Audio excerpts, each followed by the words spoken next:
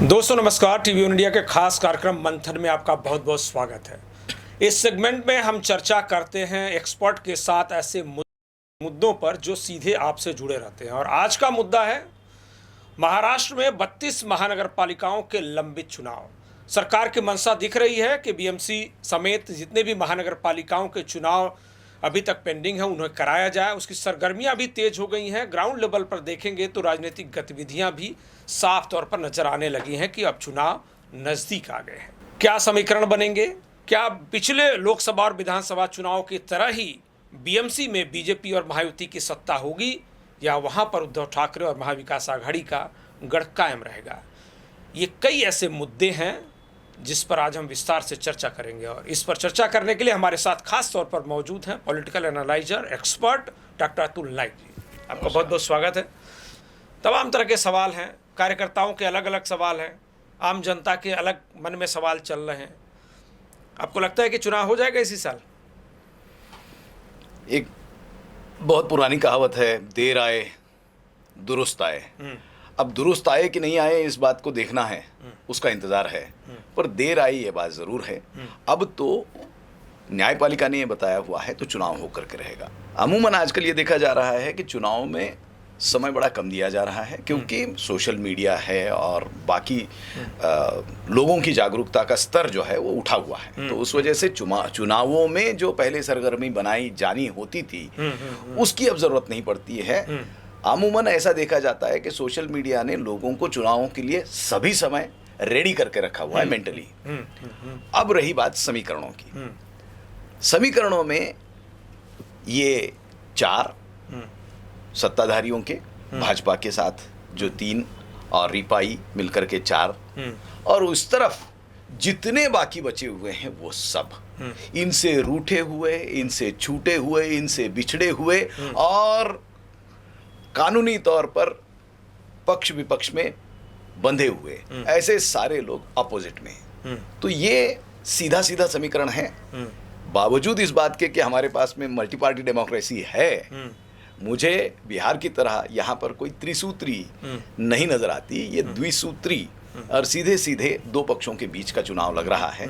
एक बड़ी खूबसूरत बात याद आ गई सर, कि जैसे दुश्मन ही नहीं मेरा खुद अपने सिवाय, लौट आता है मेरी समत पत्थर मेरा। आपस के अंतर्द्वंद्व को ही इतना झेलना है और अंतर्द्वंद्व को ही इतना फेस करना है कि इन पर कोई बाहरी पत्थर पड़े इसकी अब आवश्यकता नहीं है। विशेषकर महाराष्ट्र में सब कुछ ठीक ठीक दिखाया जा रहा है, लेकिन अंदर खाने देखें तो बीजेपी और एकनाथ शिंदे के बीच में घमासान चल रहा है। मतलब शिवसेना के बीच में जोरदार, उनके नेताओं के बीच में भी घमासान चला। इवन तो मुख्यमंत्री और उप मुख्यमंत्री के बीच में भी घमासान की खबरें हैं। आपका एनालिसिस क्या? एक तरीके से हमने इसके ऊपर सूतोवाच जिसको कहते हैं वो कर ही लिया है। जैसे कि चुनाव के पहले एक चुनाव को फेस करना है बीजेपी को, क्योंकि अंतर्विरोध ही इतना है कि उसको ओवरकम करके, उससे उबर करके फिर मैदान में जाना है और फिर लोगों को ये बताना है कि ये जी ये हमारे कैंडिडेट्स हैं, ये ऐसा है, ये ऐसा है। आपको भी ये ज्ञातव्य है कि 27 में से कुछ जगहों पर तो ये कहा जाता है, पूरे महाराष्ट्र का अपने पास ब्यौरा है ही, और कुछ जगहों पर तो ये कहा जाता है कि एकत्रित चुनाव हो रहे हैं। मतलब 27 महानगर पालिकाओं की बात कर रहे हैं। जी, मैं महानगर पालिकाओं के हद तक बोल रहा हूँ, जैसे क्योंकि उन्हीं का प्रभाव है। अगर विधायक के चुनाव नहीं हो रहे हैं तो महानगर पालिका सबसे बड़ा चुनाव है। इवन जिला परिषद के ऊपर महानगर पालिकाओं का भी प्रभाव है और ये अमूमन होता ही रहता है।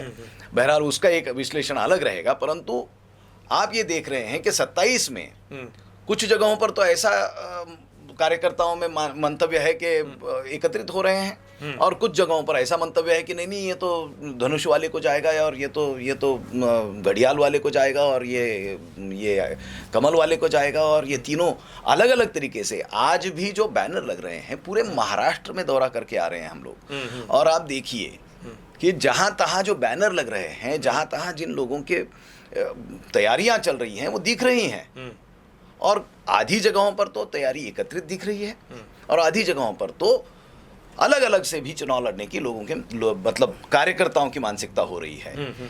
इसका मूल उस महाभर्ती में है। सीधे अंदर आए जिन्होंने भगवा गमछा धारण कर लिया और उनका वॉशिंग मशीन हो गया, पूरे देश में भाजपा को वॉशिंग मशीन कहने लग गए हैं, उसमें का प्रतिशत के तौर पर आप देखिए महाराष्ट्र में सबसे ज्यादा है। बिल्कुल। और जो धुर विरोधी माने जाते थे, जिनके बारे में स्वयं प्रधानमंत्री जी ने भी बयान दिए हुए थे, वे सारे धुल करके स्वच्छ होकर बीजेपी के साथ आ गए। तो आप इस अजित वजह पवार से की बात कर रहे हैं कि तब से लेकर के आहत भाजपा के लोग अब कम से कम अलग से लड़ने की तैयारी करने को मिलेगी, इस तैयारी में है।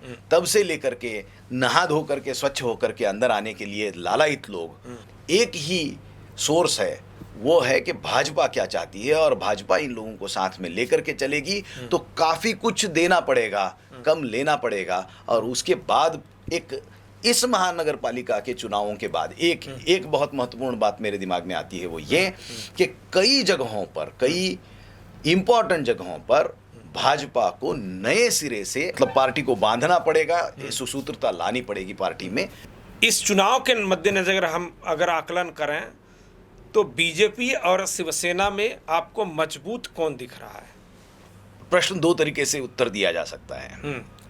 पहला तरीका यह है कि केवल महाराष्ट्र ही नहीं अपितु पूरे भारतवर्ष पर मुंबई का जो प्रभाव है, बिल्कुल, उसको कोई नकार नहीं सकता है। बिल्कुल सही है। और आदरणीय बाला साहेब ठाकरे जी के आशीर्वाद से इस जगह पर शिवसेना ने जो गिरफ्त कई वर्षों से, कई दशकों से बनाए रखी हुई थी, वर्चस्व बनाए रखा, उस वर्चस्व को आज तक कोई तोड़ नहीं पाया। ये लोग नकारा निकले। पूत सपूत तो धन का क्या काम, बिल्कुल, और पूत कपूत तो फिर भी धन का क्या काम। तो इनके कुल के सपूत अपने ही घर को पलीता लगाने में लग गए, वरना मुंबई के ऊपर शिवसेना का गिरफ्त है, कब्जा है और प्रभाव है। इस वजह से पूरे भारतवर्ष में शिवसेना का चर्चा है। परंतु सीधे सीधे कंपैरिजन करना कि सर्वदूर फैली हुई भाजपा के मुकाबले कहीं कहीं पॉकेट्स में इन्फ्लुएंशियल होने वाली भाजपा, दोनों में कौन ज्यादा पावरफुल है, तो ये मुझे लगता है कि इसका सीधा उत्तर तो भाजपा ही है। भाजपा ही है। शिवसेना एकनाथ शिंदे की तरफ से ये कहा गया कि चूंकि अब असली शिवसेना हमारी है जी, तो बीएमसी में भी हमारा ही महापौर रहेगा। जी बिल्कुल। तो क्या अब दो हिस्से में बंट चुकी शिवसेना में इतनी ताकत है कि वो वहां पर अपना महापौर बिठा सकती है? पार्ट वन ये है कि धनुष बाण वहां से निकला, धनुष बाण वाला महापौर बैठा हुआ था। अब धनुष बाण मेरे हाथ में है, मेरे कंधे पर धनुष लटका हुआ है, मुझको मेरा महापौर बिठाने दीजिए। इस बात के, इस आर्ग्यूमेंट में शिंदे साहब के आगे कोई नहीं जा सकता, क्योंकि शिंदे साहब ये आर्ग्यूमेंट करके रहेंगे और उन्होंने कानूनी तौर पर भी अब ये सिद्ध कर दिया है कि मैं शिवसेना, बिल्कुल ठाकरे अब शिवसेना में नहीं है, निष्कासित है। ये एक पार्ट हो गया। पार्ट टू ये है कि आज की स्थिति में जो पूरा परिक्षेप देखें, अगर पूरा परिदृश्य देखा जाए भारत का, जैसे मैंने कहा मुंबई के ऊपर पूरे भारत का और भारत के ऊपर पूरे मुंबई का परस्पर इन्फ्लुएंस है, एक असर है, परस्पर असर है। अब इस परिदृश्य को देखा जाए तो अकेली शिवसेना, चाहे शिंदे गठ हो चाहे अन्य कोई हो, अकेली शिवसेना पूरे मुंबई के ऊपर अपना महापौर नहीं बिठा सकती। इन लोगों के लिए भी समझदारी ये है, इन लोगों के लिए से मेरी मुराद इन दोनों से है, माननीय अजित पवार साहब से भी और माननीय शिंदे साहब से भी। राष्ट्रवादी कांग्रेस पार्टी जो अजित पवार के नेतृत्व में चल रही है, उसकी हरकत कुछ इन दिनों दिख नहीं रही है, जबकि महानगर पालिका एक बहुत ही व्यापक चुनाव का, मतलब लोकल ग्राउंड चुनाव का ये मौका है। इससे पार्टी का जनाधार बढ़ता है और पार्टी मजबूत कितनी है ये नज़र आता है।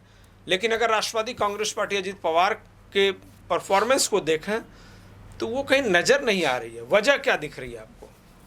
पवार साहब शपथ ग्रहण के दिन से लेकर के आज तक बॉडी लैंग्वेज आप बारीकी से ऑब्जर्व कीजिए, बीजेपी को और बतौर खास मुख्यमंत्री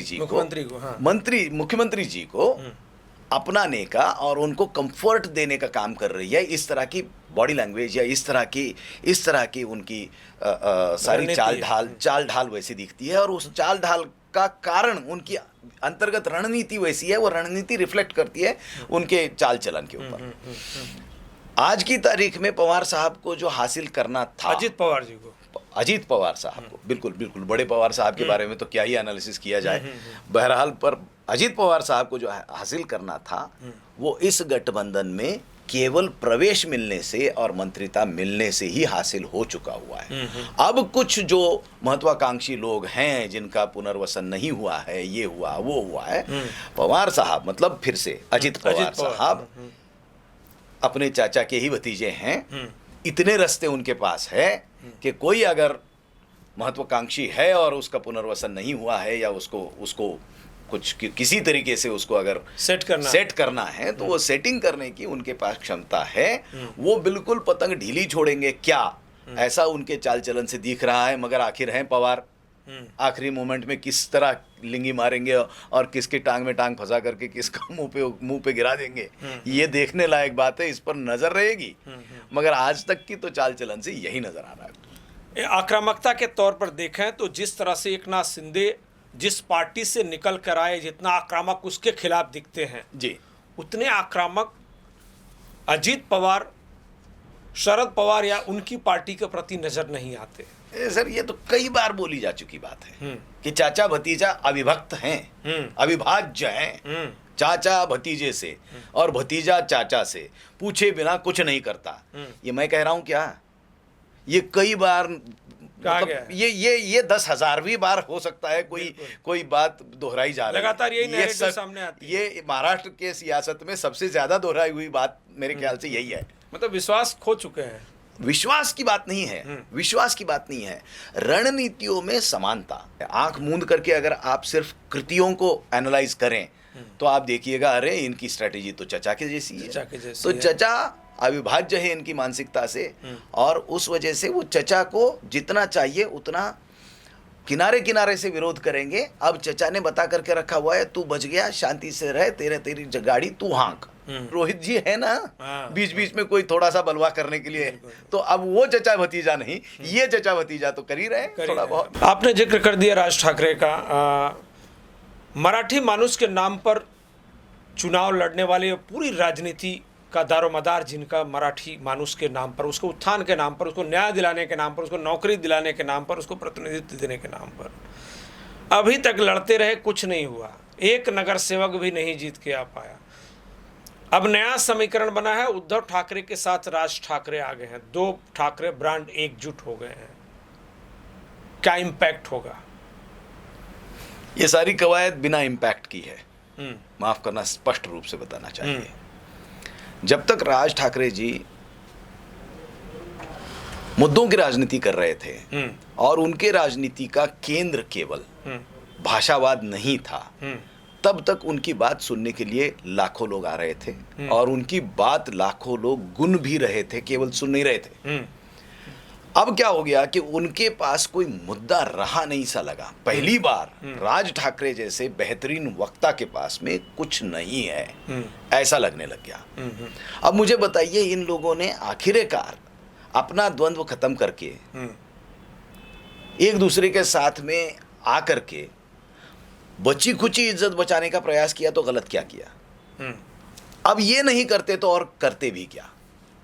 एक मन से चलाना, एक शिवसेना, खोई हुई शिवसेना मशाल हाथ में लेकर के चलाना, दोनों के बस की बात नहीं है। दोनों कह रहे हैं कॉमन सर्विसेज इकट्ठा करो, खर्चा बचाओ और एकत्रित होकर के जो करना है वो करो। अब जितनी प्रिंटेड मटेरियल है पड़ा हुआ दोनों पक्षों का, दोनों पार्टियों का, उतना कंज्यूम हो रहा है, ये समझ करके चलिए। आपको लगता है कि जीतने के लिए अब भाषा जैसी और प्रांत जैसी जो कवायद है या जो नफरत है या जो मुद्दा है, ये अभी काम नहीं आने वाला है चुनाव में? बिल्कुल मैं मतलब बिल्कुल करेक्ट बात, सटीक बात कह दी शर्मा सर आपने कि अब भाषा या प्रांतवाद काम नहीं करेगा। कम से कम महाराष्ट्र जैसे प्राकृतिक राज्य में जहां पर सर्वदूर सभी भाषाओं और सभी धर्मों और सभी प्रांतों के लोग एक जैसे दिखाई देते हैं, बिल्कुल सही, वहां पर अब भाषावाद प्रांतवाद नहीं चलेगा। भाषा की बात कब आ गई? तब जो लिंगो चलता था इसमें, अरे घाटी को बुलाओ ये सामान उठाना है, अरे घाटी को बुलाओ यहाँ पर झाड़ू मारना है, अरे घाटी कहाँ गया भाई, चाय को कौन लाएगा? ये घाटी का क्या मतलब है जानते हो आप? ये समुद्र तल है, ये समुद्र तल से खंडाला का घाट जो है वो घाट चढ़ा जाता है और उस तरफ दक्कन का पठार है। अच्छा तो पठार के ऊपर रहने वाला वहां से स्थलांतरित होकर के आया हुआ उसको घाटी कहा करते थे। अच्छा ये एक्चुअल भौगोलिक सत्य है। अच्छा और फिर उसका जो हित संबंध था उसका देखने वाला उसका माई बाप कोई नहीं था, और यही कमोबेश स्थिति कोंकण के लोगों की जो स्थलांतरित होकर के आते थे, नौकरियों के लिए आ जाते थे। तब 40 साल पहले शायद ये मुद्दा बहुत ही सटीक था और उसको सब लोगों ने सराखों पर ले लिया। उससे न केवल मराठियों का अपितु सारे लोगों का कल्याण हुआ, पर उसके बाद सिर्फ उसकी खिंचाव रह गया। बस वो कारवां गुजर गया, गुबार देखते रहे। ये तो ये जो दावा है कि अब दो भाई आ गए हैं तो बीएमसी में चमत्कार होगा और इस बार शिवसेना और मनसे का इंजन दौड़ेगा और शिवसेना की मशाल जल, चमत्कार ये होगा कि इस बार कम से कम इस बार तो राज ठाकरे जी की सभा मतदान जाकर के किसी को भी करें, सभाओं में लोग आएंगे विचारों कि उनकी एक विडंबना यह है कि उनकी सभाएं सुनने के लिए और गर्जन सुनने के लिए लोग बड़े आ जाते हैं। तो एक ही चमत्कार अपेक्षाकृत है। बाकी मशाल में इनमें वे अपने अपने गृह छिद्रों को ढकने में लगे हुए हैं। वो मतलब जिंदा रहने की, राजनीतिक तौर पर जिंदा रहने की कवायद है, केवल कवायद है। उन्होंने इस लड़ाई को पर प्रांतीयता के साथ जोड़ दिया आज की शिवसेना और मनसे ने, बिल्कुल। और इसके वजह से जो समर्थन उन्हें मिलना चाहिए था वो समर्थन नहीं मिला। भारतीय संस्कृति में एक समरसता का सिद्धांत, इसमें अगर यहाँ पर कोई तीसरा व्यक्ति बैठ करके एटला उन्नाव शर्मा जी बोलेगा तो हम दोनों ही मिल करके हिंदी भाषी, प्रखर हिंदी भाषी उसका जी खोल करके स्वागत करेंगे कि अरे मेरे पास तेलुगु वाला आ गया है, कैसे है आपके देश में सब और कैसे चलती है आपकी संस्कृति की, ये हम लोग उत्सुकता से पूछेंगे। उसकी तरफ को हमारा एक स्नेहपूर्ण औत्सुक्य रहेगा। ये स्नेहपूर्ण औत्सुक्य एक थोड़े वक्फे के लिए, थोड़े समय के लिए मराठी मानुस के ऊपर होने वाली अन्याय के रूप में, और वो भी कामगार उन लोगों के साथ हुए अन्याय के रूप में सामने उभर करके आ गया था। उसको बाला साहब ने मिटा दिया। उसके बाद में उस मुद्दे को खींचा गया, प्रांतीय पर प्रांतीय, अमुक ढमुक, बहुत मारामारियां करने की, प्रायोजिक बलवा करने की भी कोशिश हो गई। मगर जो समरसता का सिद्धांत है मूल रूप से, वो आप उत्तर भारतीय है और मैं महाराष्ट्रियन हूँ, इस बात के बावजूद भी आपके और मेरे मित्रता और स्नेह को बिल्कुल सही कहा, किसी भी हद तक रत्ती भर भी कम नहीं कर सकते। मान सकते हैं कि जो आने वाले समय में महानगर पालिकाओं के चुनाव है, खासकर बीएमसी जहां पर उसका डोमिनेशन है शिवसेना और मराठी मानुस का जो रहा है, जी, उसमें भी कोई बड़ा जो फेरबदल जो है वो दिखता आपको नहीं नजर आ रहा है? दिखता तो नहीं है। आपने कह दिया पहले सवाल के जवाब में कि इस बार का जो मुकाबला होगा वो दो गठबंधन के बीच में होगा जी। तो आखिरी सवाल में मैं आपसे पूछता हूं कि मुद्दा क्या होगा? स्थानिक स्वराज्य संस्थाओं में गटर वाटर मीटर, वो गटर वाटर मीटर मुद्दा नहीं है। कुछ पढ़े लिखे लोगों के लिए ट्रंप भी मुद्दा है, कुछ पढ़े लिखे लोगों के लिए विदेश नीति भी मुद्दा है, और कुछ लोगों के लिए स्थानिक लोगों के मुद्दे भी उतने हैं। परंतु आमतौर पर भाजपा स्थानिक मुद्दों को बगल दे करके एक uniform Modi influenced nation create करने के लिए जो कोशिश कर रही है, राष्ट्रवाद और विकास, वो राष्ट्रवाद, विकास और मोदीकरण, भारत का मोदीकरण या मोदी की जो वैचारिकता है, उस वैचारिकता का जो एक समानीकरण हो रहा है, वो समतलीकरण करने के पक्ष में रहेगा। अर्थात अब मुद्दों की एक फैक्ट्री के बारे में बिना बताए ये मुद्दा खत्म नहीं किया जा सकता। मुद्दों की फैक्ट्री है कांग्रेस, ये उसमें हिंदू मुसलमान, कांग्रेस अब लाएगी मराठी बाहर, मराठी और गैर मराठी, कांग्रेस लाएगी उसने वो किया, इसने ये किया, फलाने ने फलाना किया, कई लोगों के चरित्र हनन होंगे, कुछ भी हो सकता है। डॉक्टर अतुल नाइक साहब, आप सुन रहे थे, हमने बीएमसी चुनाव, महाराष्ट्र की राजनीति और राजनीतिक दलों की मंशा की बातचीत की, और सबसे अहम मुद्दा ये कि क्या ठाकरे बंधुओं के एकजुट होने से महानगर पालिकाओं के चुनाव पर कोई व्यापक असर पड़ेगा या नहीं। आपने जवाब सुना। आज की बातचीत तो बस इतना ही।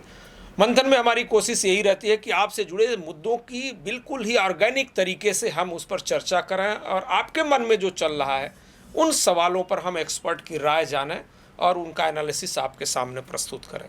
अगर ये बातचीत आपको पसंद आई होगी तो आप नीचे कमेंट में अपनी राय भी दे सकते हैं। और अगर किसी विषय पर आपको इस तरह की चर्चा की आपको सुनने की ज़रूरत है, अगर आपको महसूस हो रही है, तो आप भी उसमें हमें सुझाव दीजिए। TV1 India non political news channel है। हमारे हिंदी TV1 इंडिया हिंदी और TV1 मराठी चैनल को सब्सक्राइब कीजिए और हमें अच्छी पत्रकारिता के लिए समर्थन दीजिए। नमस्कार।